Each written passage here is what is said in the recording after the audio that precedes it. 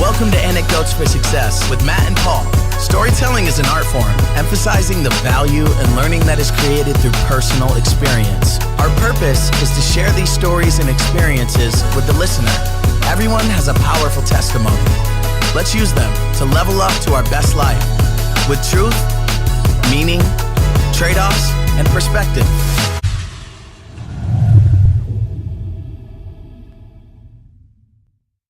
But you didn't have to send us that message. I mean, it's hard to talk to people. It's like a wedding, you Yeah, know, a birthday. There were so many people you like there that it it's hard to catch up with everybody. You it were you it were on the move. it is. Yeah, that's exactly what I said. I was like, gosh, it was like being at a wedding reception. You don't get to spend much time with anyone, but at the same time, then I had the opportunity a couple times to just look around the room and go, my gosh, look at all these wonderful people in my life. Look at all these different types of relationships and that kind of thing. Yeah, it was really something for me. It's something I still think about. Well, we just hit record because we were talking about so many other good things. So Matt just turned 50, so he's now in the same decade as me. Yep. And Matt, I don't know about you, but the older I get, which I don't think 50 or 53 is old now that we're here. Okay. Not even, I know I think that was what's so alarming to me. I'm like, I don't feel old at all. How can I, yeah. So, yeah. I tell my wife all the time, it's like now that our kids are grown too, I feel like it's being 30, but with money. Like I I can can do, do stuff. and no matter how much, the point is I can take a trip. We can go here. We can Right, do that. right. Yeah, yeah. But I see friends from school or I see colleagues or people I know that I feel like they're older than me, just the way they act and their mannerisms and their schedules, what they do. Uh, it's scary because I feel I belong more with the 30-year-olds. And I don't mean from a standpoint of being crazy or staying up late. I mean, I have my pretty much my routines that way, but just all I want to do. I don't like the energy of a lot of people my age. Is that bad? That's a good way to put it. It's very noticeable to me as well, and I'm very mindful of it. I remember I may have mentioned this before, but told you before. I've told many people like when my wife was an occupational therapist at the VA, and she'd work with the older people, the geriatric people, and she'd come home and someone would have passed away, right? Let's say, and that wasn't uncommon, and I don't know, she was probably there 6 months or a year, and someone had passed away, and she had relationships with these people, so it would hit her, understandably, and I remember asking her, I go, hey, and then she'd talk about Johnny over here who's the full of life and vigor and I'd go, and he's 90 years old, right? And then, and I go, what do you think the difference is? Like, why do some people go quicker than others? She goes, oh, I know what it is. Do they have something to do? Do they have something to live for? Are they getting whatever it is? Do they have, and it comes back, I hate to bring it back to one of our four pillars, but do they have a meaning and a purpose in their life? She's like, that's the difference between, not only how long they live, but the quality of life they're living.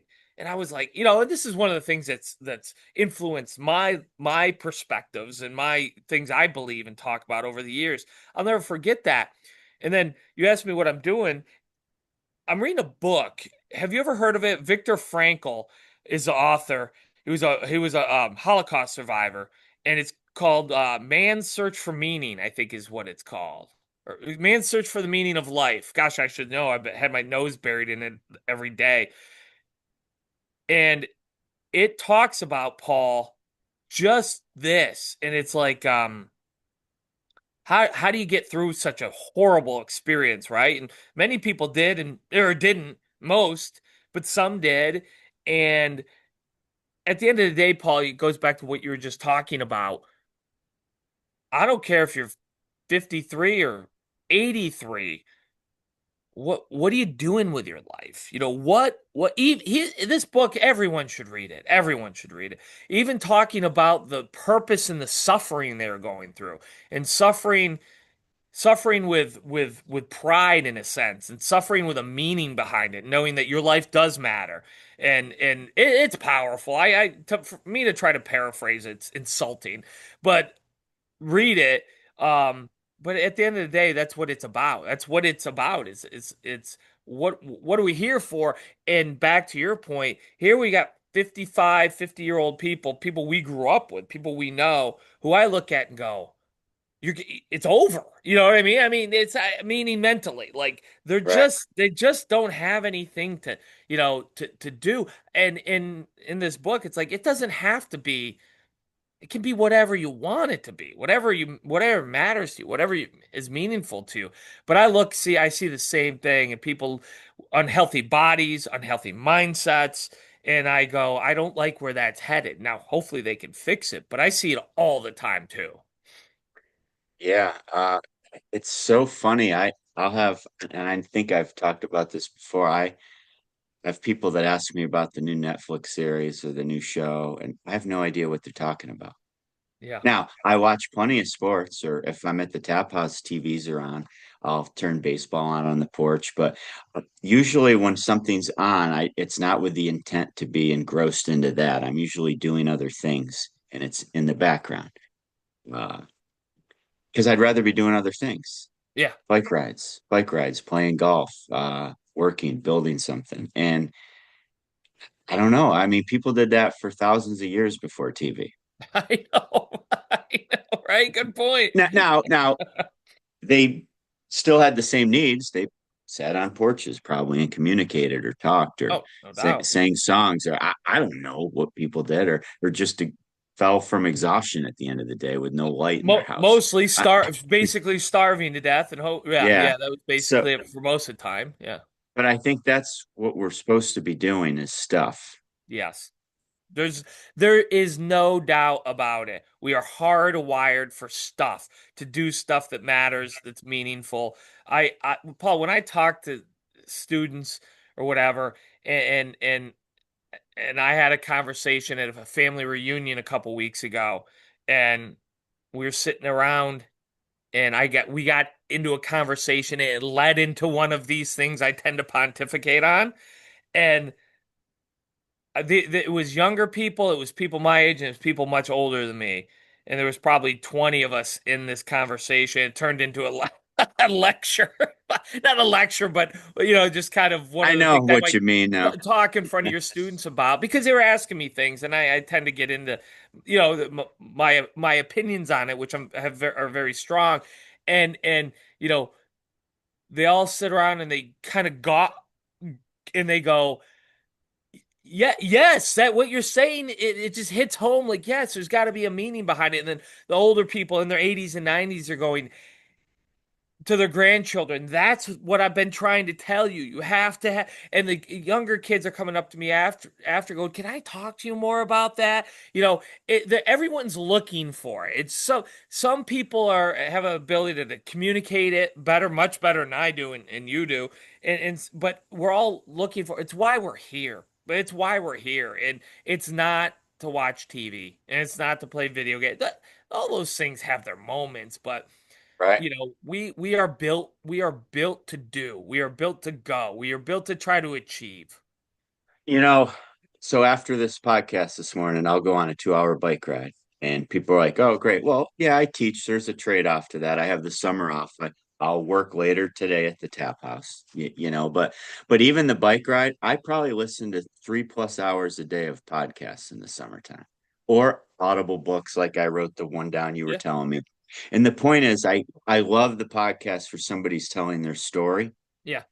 And what Yeah. I always try to tell students and my own kids and anybody I come in contact with is they whether or not they had a plan, it doesn't matter because their story wound up nothing like they thought they were going to be. Like they didn't think they were going to invent this. They didn't think they were going to start this company. They didn't think they were going to join the military. They didn't think when they're in the military they were going to meet this person.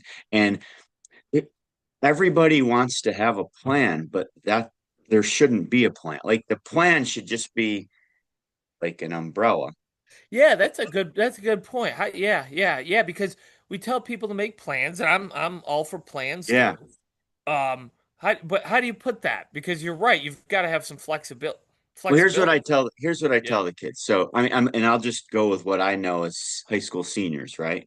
A lot of pressure to go to college. I'm Mm-hmm. like, fine. Why do you want to go to college? To make money. Why do you want to make money? To retire someday? And then we have to go back on that no, it's about choices.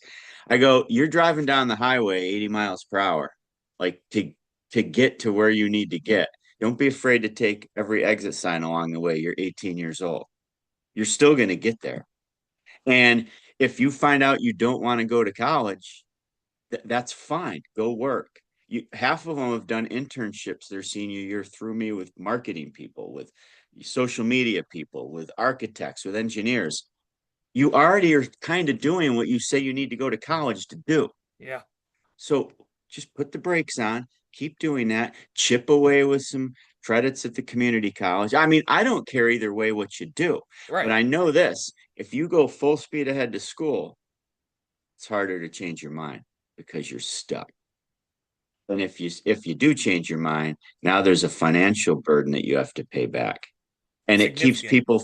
keeps people, it doesn't mean people don't switch and do it, but it keeps you from sometimes finding that meaning after a while. Cause now, I always say, think about when you're 18 years old, you're sick of school, right? That's natural. Okay. So when you're 36, you won't be sick of your career. Right. Right. If you were doing right now what you were doing when you were 18 or 22, you'd be sick of it. I'd be completely burned out. Yeah. Yeah. I couldn't. Yeah. There's no doubt. There's no. There's no doubt. I've reinvented myself 5 times probably over in my professional career. And I guess that's your point. The Yeah. idea that, hey, I have to have a plan. I have to have a goal. I have to have because you have to have something to aim for. You have to have something you're shooting for, right? You have to Yeah. have something to shoot. But that does not mean, to your point, that there aren't these little exit ramps. That's a good analogy. That, hey, I'm gonna go check this out. I'm gonna go do that. To have this singular focus, especially when you're young, of that's who I'm going to be in 30 years, Yeah. uh, can lead to a lot of missed opportunities. So I'll have students say, well, you're a hypocrite. You've been doing the same thing for 28 years. I'm like, okay, let's examine this, or have I I? was going to say, I bet you Yeah, haven't. I was supposed to be a pro golfer, but in the discipline and work ethic, I mean, I failed most. I'm not ashamed of that, of course, right? Yeah. Led me led me to get into the world of finance, and it led me to realize I'm not doing that for 30 years. So it led me to go back to school, which a little bit of a hiccup, and you become a teacher. But while I become a teacher, it's the countless courses, the different schools, the businesses, and everything else I've done. I'm a hypocrite in a sense. I've been doing education for 28 years, but I've been at 3 different schools. I've used my free time to build other endeavors that have meaning.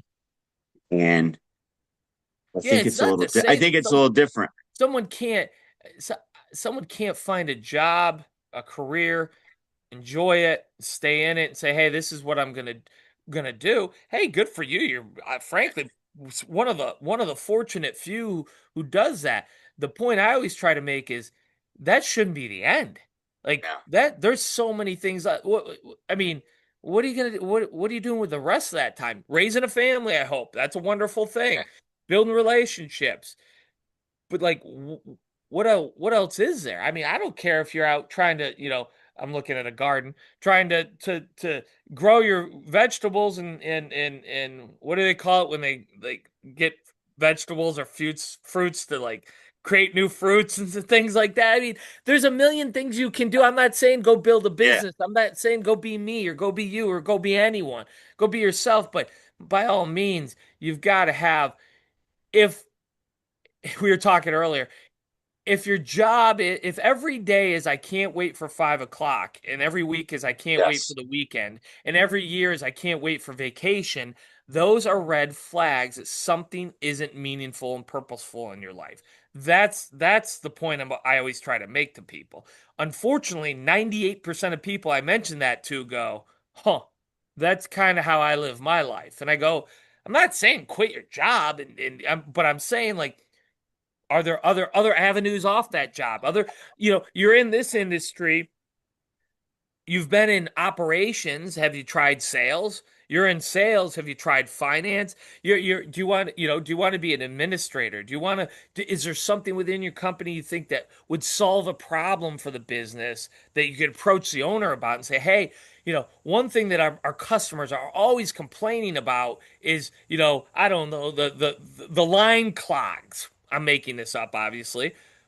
I think that if we put this in here, we can make sure that line doesn't clog. I mean, there's like, are you thinking? Are you getting up every day and using your mind? Or are you just this shell of a human who just walks in, punches a clock, punches out, goes home, turns on the TV and waits for Friday? That's all that's my point. And I think like the greatest gift you could have is to not care what day of the week it is. Yes. I, Yes. I I Yes. joke That's I great. I joke love it. I joke all the time. I'm just glad I'm in the day because at some point I won't be, right? My journey will be over. Yeah. Yeah. Uh and of course, oh, this is gonna be a long day. I get it. And it'll be nice when it's over and I can go to the next day. Yeah. But I don't care it's Sunday. I don't care it's Tuesday. I Uh think it's hard, because Paul. because everything I do is immersed together. Paul, I think it's hard for people to understand that there's people out there who don't despise going to work every day or don't look at it as the thing they're trying to get through to get outside on the other end of. I'll hear from, and I won't name names, but I've got people in my life who used to say to me, because I'd be, let's say I make a phone call on a Saturday morning or Sunday morning. Hey, what are you doing? I'm heading to one of my stores, or I'm heading to this property I own, or I'm heading to a meeting because we're trying to build this or do that.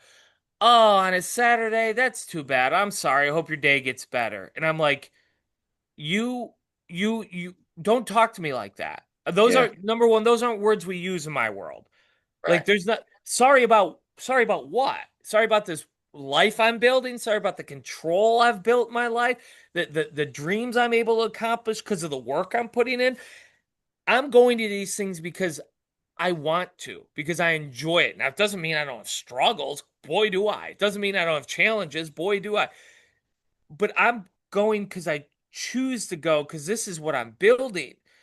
You, most people, they can't connect that, Paul. They don't understand work as anything other than this thing you try to get on the other side of, so then you can go have joy and meaning and purpose. And I try to, number one, I just say to people, don't talk to me like that. If you're going to talk to me like that, we're not going to talk about these things because I don't do that. This is not how we operate in my Right. family. And two, I'm going to do meaningful, purposeful things. And sometimes, most times, those are hard. And those require hours and thought and struggle. And that's why I'm here. What are you doing what are you doing today? Nothing. And you should be the one worried, not me. Your life is about nothing. Like, what'd you do this weekend? Nothing. Or I went to the bar, or I went and I went to um we went to hang out at our neighbors and we swam, and all those things have a place, especially a bar. All those things have a place in my world. They're not what every weekend, every amount of free time should be about. And that, back to where we started with this conversation, that's what worries me with so many people who our age, and I was seeing that. It's like people are kind of eking out of their professional lives into this retirement, semi-retirement, and too many of them are about nothing, and that is a terrifying place to be. Well, big time of year coming up. It's football season, right? No, right, right. And it's so funny. We're Steeler fans. I get it. My family's kind of switched on me to the Bills. That's fine. I have nothing. I like Josh Allen. I respect the Bill. I have fun. But Yeah, I get a giggle. I'll be at the tap house or we're out to eat or just at a neighbor's house if I'm watching a game. How mad people get. yeah. You always get on this. Yeah, Yeah. And I can't wait for softball season next year, like being in the arena and not the same level, but to me it is in my world. of It's course, just as important as what NFL players do, no right? doubt about it. But you won't see me ever watch a sporting event anymore and criticize the players. I Yeah, mean, the guy doesn't hustle the first base in the big leagues. I'm like, come on, dude. You know Right. what? He doesn't need to, I guess. I mean, he's still in the yeah. But I won't criticize play calls or the coach is an idiot or why'd they draft that guy? Because they're all in the arena. Yeah. And you're in the arena in the business world.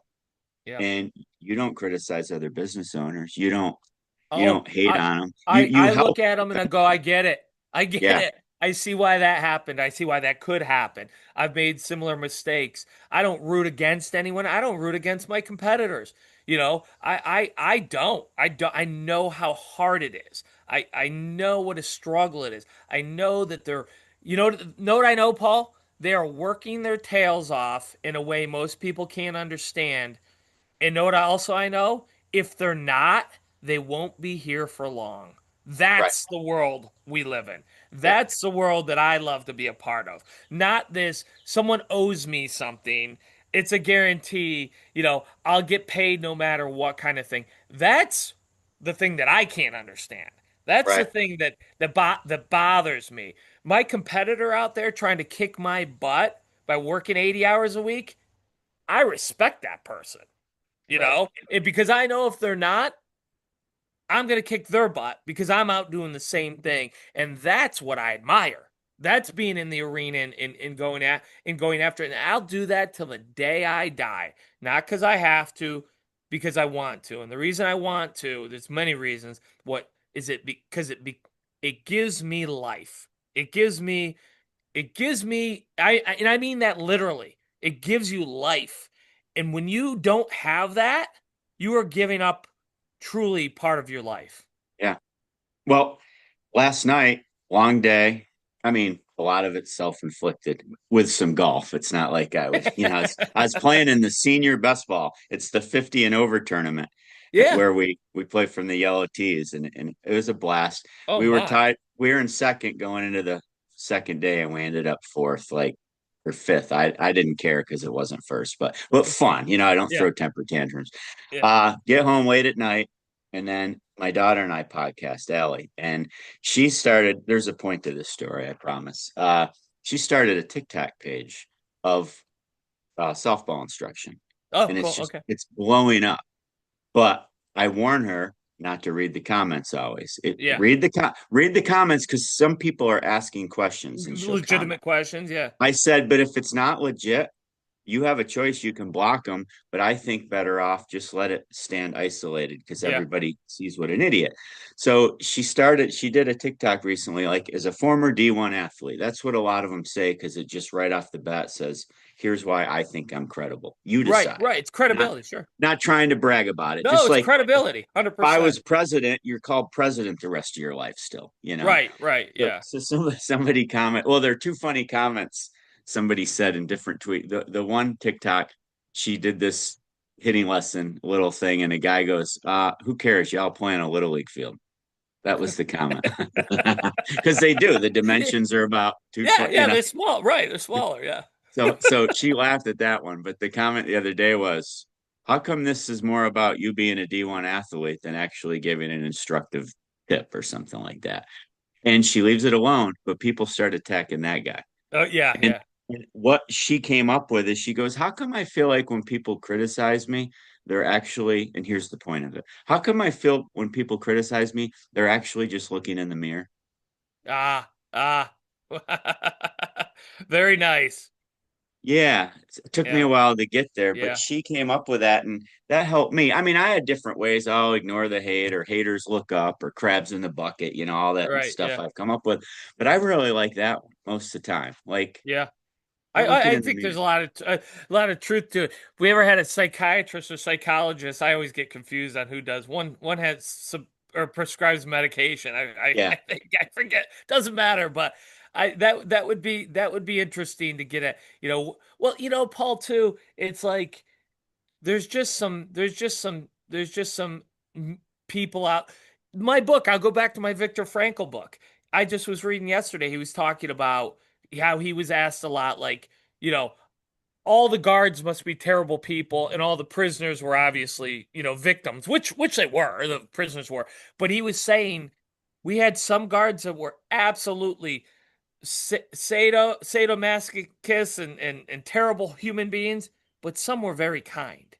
And he said, we had a lot of prisoners who were very, very kind, but some who were awful. He just said, Right. you get any group of people, you're gonna get some mean people in it. And there's a variety of reasons why, which I'm not, Right. smart enough to know. But to your point, like there's people who they're just gonna come after other people no matter what. It's who they Yeah. are. It's Yeah. who they are for whatever reason. And you know, that's why, don't read the comments or whatever. But to Allie's point, it's like, yeah, a lot of it is just they're talking about themselves or angry with themselves.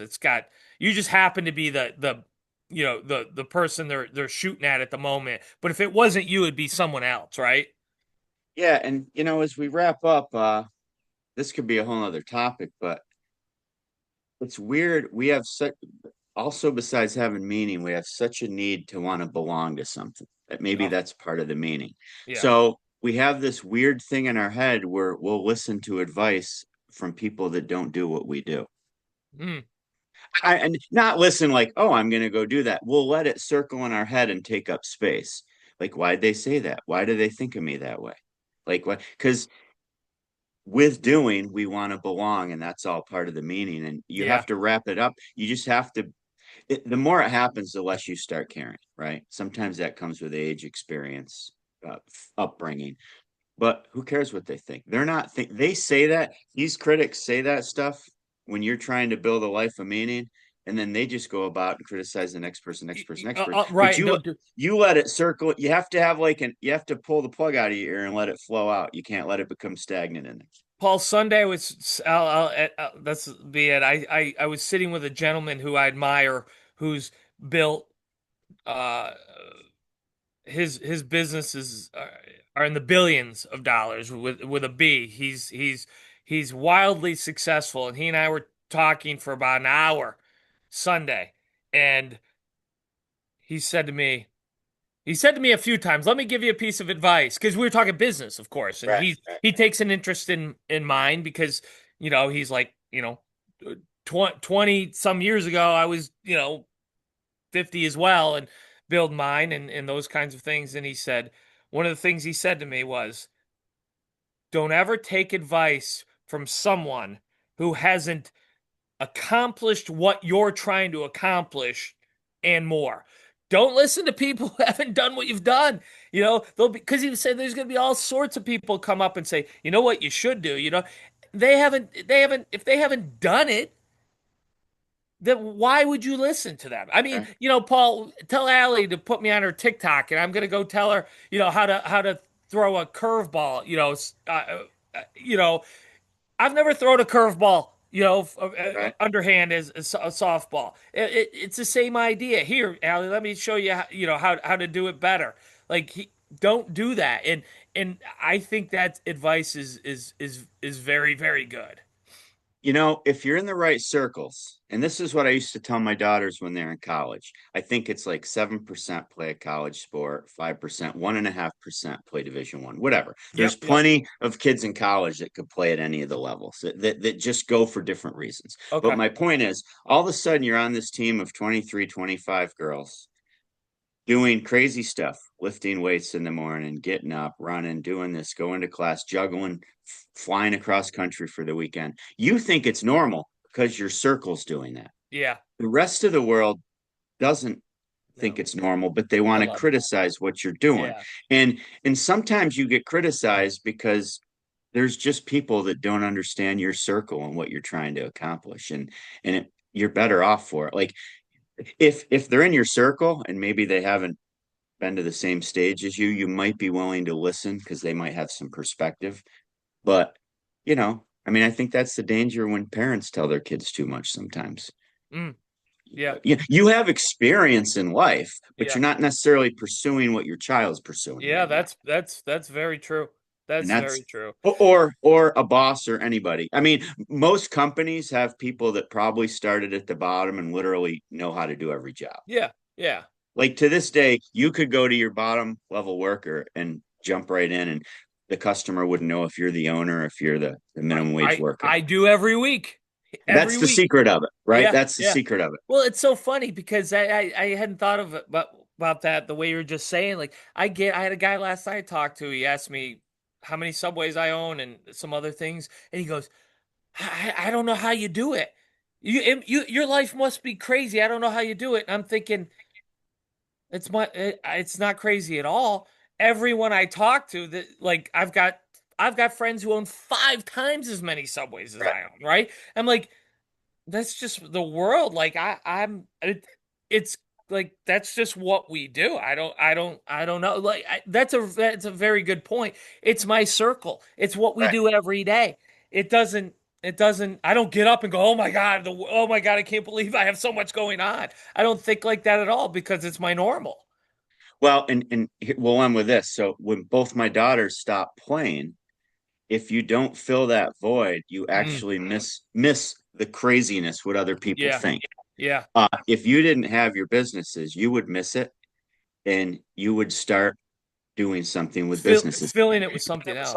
If you couldn't pass up an offer to sell everything tomorrow, you Yep. would start something. I have friend that owns a couple local restaurants, and he got out of them all. Okay. And now he's up at the golf course one day doing food prep. He's, Yeah. little things on his term, thinking of starting a bit. The point is back to the very beginning of this, of finding meaning, something to do, something to live for. That's what we're wired to do. And if you stop, it's not going to be the fairy tale ending you think it is. Perfectly said. Yeah. Well, Matt, thank you. This was great. And we didn't really have a topic. I just decided when we were talking about your birthday to jump on and do it. And we have We don't need one. This is just met, how we met a talk. couple people, I'll tell you real quick off air, that are going to come on soon, that I think you'll be super impressed, and you might know the people. So Oh, cool. coming up soon. See you, Matt. All right, see you.